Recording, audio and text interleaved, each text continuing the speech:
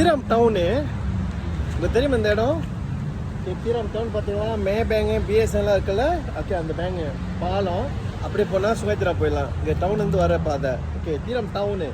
அங்கேருந்து பார்த்தீங்கன்னா இங்கே ஒரு வீடு ஃபுல்லாக செஞ்சுட்டாங்க. ஃபுல்லாக செஞ்சுட்டு 4 பெட்ரூம் அண்ட் 2 பாத்ரூம் உள்ள வீடு. 4 பெட்ரூம் அண்ட் 2 பெட்ரூம் உள்ள வீடு ஃபுல் ஒன் செய்யலாம். 300+ ஒன்லி ஃப்ரெண்ட். 300+ பாருங்கள் ஃபுல்லாக செஞ்சுட்டாங்க. இப்போ அந்த வீடு உள்ளே கட்ட போகிறேன் ஃப்ரெண்ட்ஸ். ஓகே, ஃபுல் ஒன் செய்யலாம். இது கிச்சன் தேபத்தோப்லாம் செஞ்சுட்டாங்க. ஃபுல்லாக கோனிஸில் போட்டு அழகாக செஞ்சுருக்காங்க. 4 bedroom friends, 4 bedroom full one செய்யலாம். தீரம் டவுன் வாக்கிங் டிஸ்டன்ஸ், பஸ் ஸ்டாப்க்கு பேங்க்ஸ் எல்லாம் நடந்தே போயிடலாம், மார்க்கெட்டுக்கலாம். இது second 4th bedroom with master bedroom. இது 3rd பெட்ரூம். பாருங்க வீடு நல்லா அழகாக செஞ்சுருக்காங்க. ஓகே, இது ஒரு பெட்ரூம், இது 1st பெட்ரூம். ஓகே பாருங்க லிவிங் ஹால் பார்த்தீங்களா. ஓகே, சேஃப்டி டோர்லாம் போட்டு அழகாக இருக்குது. ரைட், இது பார்த்தீங்களா சீனோ ஸ்கூல் ஃப்ரெண்ட்.